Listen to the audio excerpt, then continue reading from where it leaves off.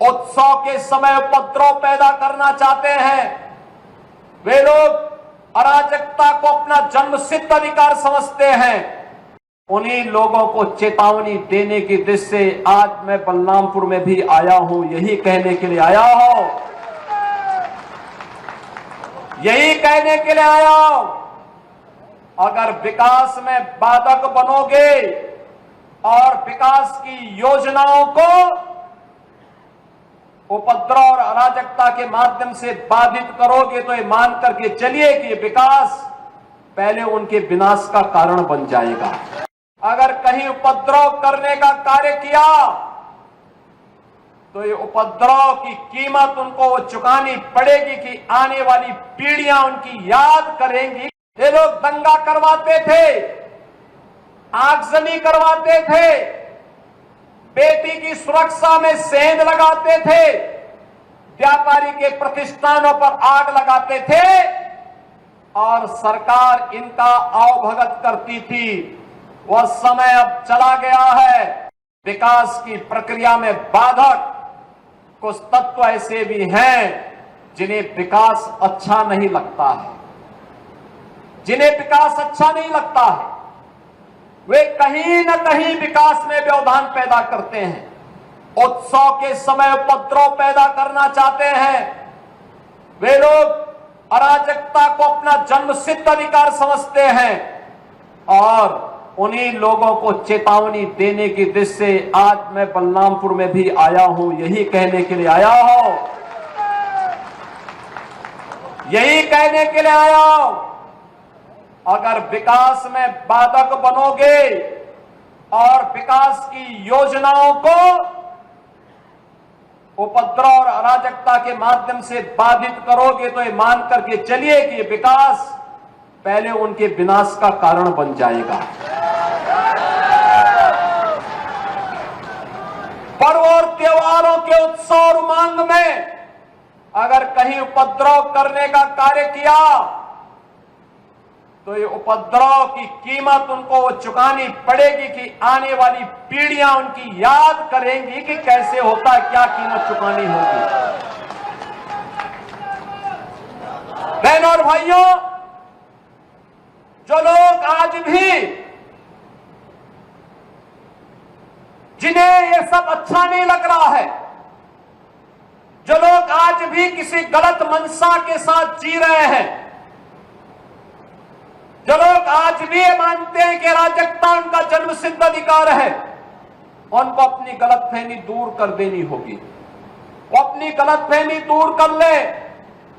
वह समय गया जब समाजवादी पार्टी की सरकार हुआ करती थी, कांग्रेस की सरकारें हुआ करती थी। ये लोग दंगा करवाते थे, आगजनी करवाते थे, बेटी की सुरक्षा में सेंध लगाते थे, व्यापारी के प्रतिष्ठानों पर आग लगाते थे और सरकार इनका अवभगत करती थी। वह समय अब चला गया है। अब ये डबल इंजन की सरकार है। अगर बेटी की सुरक्षा पे हाथ डालने का प्रयास किया, व्यापारी के प्रतिष्ठान में आग लगाने का प्रयास किया, उत्साह और उमंग के उत्सव में कहीं पर अगर अराजकता पैदा करने का और उपद्रव पैदा करने का कुत्सित प्रयास किया तो मान करके चलिए कि ये रास्ता उनका सीधे नरक में जाने का होगा, सीधे नरक में। कुछ लोग रहते भारत में हैं लेकिन गजवाए हिंद का नारा लेकर के भारत के अंदर राष्ट्र विरोधी गतिविधियों को बढ़ावा देने का कुत्सित कार्य कर रहे हैं। गजवाए हिंद हिंदुस्तान की धरती पर नहीं होगा। भारत की धरती, ये भारत के देवीय महापुरुषों, अवतारी महापुरुषों, देश के लिए अपना बलिदान देने वाले महापुरुषों के आदर्शों से संचालित होगा। गजवाए हिंद की कल्पना करना भी और उसका सपना देखना भी जहन्नुम में जाने का टिकट का रास्ता पैदा कर देगा। अगर किसी को जहन्नुम में जाना हो तो गजवाए हिंद के नाम पर अराजकता पैदा करने का कुत्सित प्रयास करें। और छद्म रूप में जो लोग इस प्रकार की गतिविधियों में लिप्त हैं वे भी कान खोल करके सुन लें, देर सवेर छांगुर जैसे हाल तो उनके भी होने ही हैं। आपने देखा होगा, यही है ये कालनेमियों का हाल। कैसे छद्म रूप से लोगों में भ्रम पैदा हो।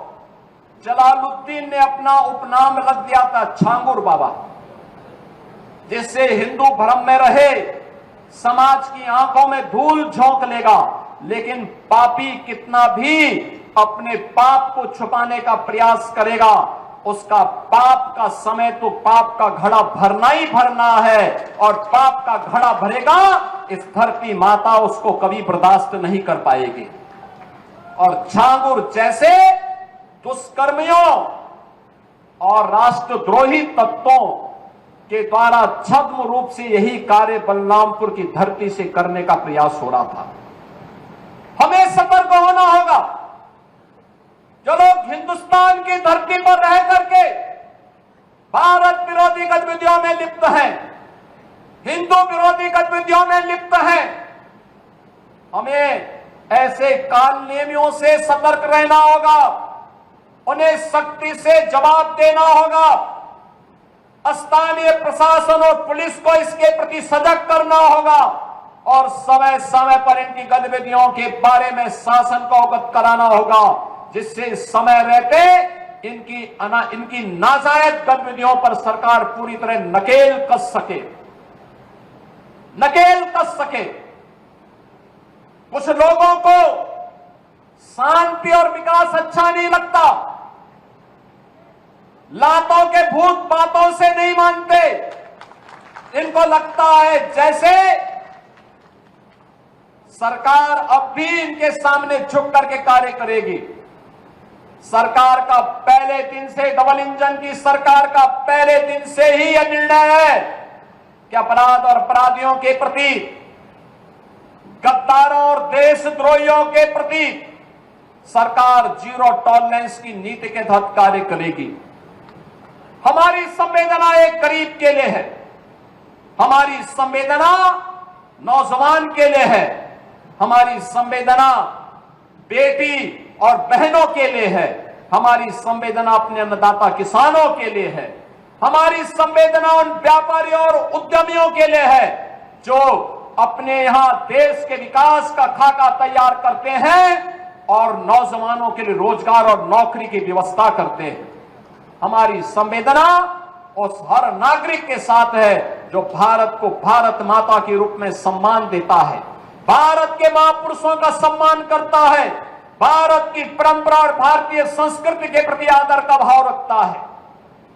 इन मूर्खों को यह भी नहीं पता कि आस्था के प्रतीकों को प्यार नहीं सम्मान दिया जाता है। सम्मान और आस्था चौराहे पर प्रदर्शन करने की वस्तु नहीं, आस्था अंतःकरण का विषय होता है, अंतःकरण का विषय होता है।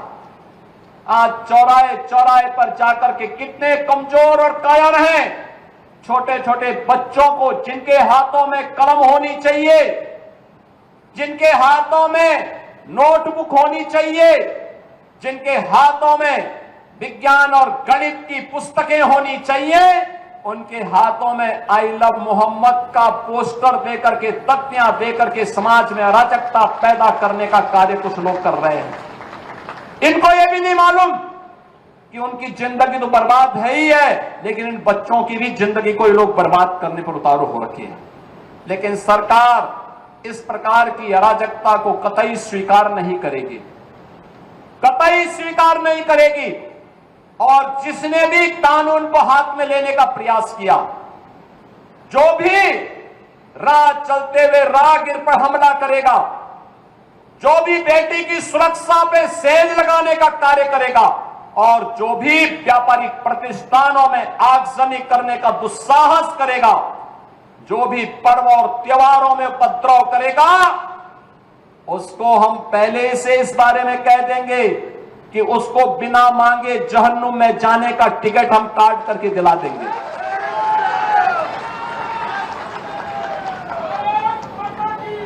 इतना पर्याप्त होगा उसके लिए।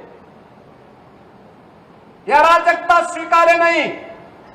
विकास में हर व्यक्ति की भागीदारी जब सुनिश्चित की गई है, गांव-गांव का विकास हो रहा है, कल्याणकारी योजनाओं में बिना भेदभाव के शासन की योजना का लाभ उपलब्ध करवाया जा रहा है, बिना भेदभाव के युवाओं को नौकरी और रोजगार उपलब्ध करवाया जा रहा है, तो फिर यह अराजकता कैसे? कुछ चंद लोगों को माहौल खराब करने की छूट नहीं देनी चाहिए। ये वही लोग हैं जिन्होंने उत्तर प्रदेश की भ्रष्ट सरकारों के साथ मिलकर के उत्तर प्रदेश के सामने पहचान का संकट खड़ा किया था। ये वही लोग हैं जिन्होंने उत्तर प्रदेश को बीमारू राज्य बना दिया था। ये वही लोग हैं जिन लोगों के दंगों के कारण प्रदेश में कोई निवेश नहीं आता था, कोई उद्योग नहीं लगता था, कोई विकास का कार्य नहीं हो पाता था। और आज पिछले 8.5 वर्ष के अंदर उनकी मंशा सफल नहीं हुई। अब नए नए तौर तरीके अपनाने का कार्य कर रहे हैं, लेकिन याद रखना होगा, वे जितना सोचते हैं उससे ज्यादा हमारी पहले से तैयारी रहती है। और जब भी दुस्साहस करेंगे ऐसे ही पिटोगे जैसे बरेली के अंदर पीटे गए हो। बहनों और भाइयों, मैं आज के इस अवसर पर एक बात और कहना चाहूंगा। कुछ लोग हैं जो अफवाह पैदा करके भय और दहशत का माहौल पैदा करना चाहते हैं। आप देख रहे होंगे, ड्रोन के नाम पर, चोरी के नाम पर भय और दहशत का माहौल पैदा किया जा रहा है।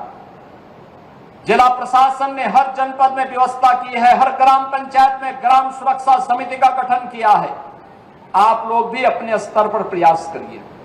पुलिस के पेट्रोलिंग तेज हुई है। जो भी ये भय और दहशत का माहौल पैदा करेगा, ड्रोन के नाम पर अनावश्यक लोगों के मन में भय और दहशत पैदा करेगा, ऐसे लोगों के खिलाफ गैंगस्टर के तहत कार्रवाई करने के आदेश पहले ही दिए जा चुके हैं। जो भी चोरी के नाम पर भय और दहशत पैदा करेगा, उन लोगों की संपत्ति को जब्त करने के लिए हम लोगों ने पहले से आदेश कर रखे हैं कैसे लोगों के खिलाफ सख्ती से निपटा जाए।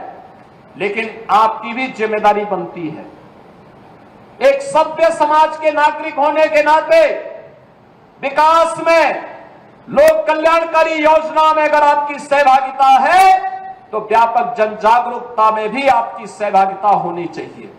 और व्यापक जन जागरूकता का यह अभियान, जिस अभियान के लिए आपका आह्वान करने के लिए मैं आपके बीच आया हूं, अगर कोई आपके गांव में, आपके कस्बे में, आपके मोहल्ले में, आपके अगल बगल के क्षेत्र में भय और दहशत का माहौल पैदा कर रहा है, पहले उसको रोको,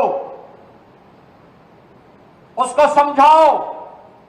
अगर नहीं मानता है तो प्रशासन को बताओ, प्रशासन अपने आप ही उसको ठोकने का कार्य कर देगा। आपको उसमें चिंता करने की बात नहीं है। आप चुपचाप बताइए, बाकी का इलाज हम स्वयं कर लेंगे। हमें लव जिहाद और धर्मांतरण जैसी राष्ट्र विरोधी गतिविधियों के प्रति सतर्क रहना होगा। गौ तस्करी और गौ कसी करने वाले तत्वों के खिलाफ सतर्क रहना होगा। अगर कोई कहीं भूल से भी इस प्रकार की गतिविधियों में लिप्त है, उसकी सूचना ससमय आप पुलिस को और प्रशासन को उपलब्ध करवाइए। बाकी का इंतजाम हम स्वयं कर लेंगे। उनका क्या उपचार होना है, उपचार की व्यवस्था हम स्वयं कर लेंगे। बहनों और भाइयों, दूसरा है, हमारा उत्तर प्रदेश और हमारा बलरामपुर जनपद भी विकसित जनपद हो। प्रधानमंत्री जी ने देशवासियों के सामने शताब्दी संकल्प का एक विराट लक्ष्य रखा है। 2022 में इस देश ने अपनी आजादी के 75 वर्ष पूरे किए थे। अमृत महोत्सव का आयोजन पूरे देश के अंदर हुआ था, हर घर पे तिरंगा पहना था। शताब्दी महोत्सव 2047 जब ये देश अपनी आजादी के 100 वर्ष पूरा करेगा, कैसा भारत चाहिए, कैसा भारत हमें चाहिए?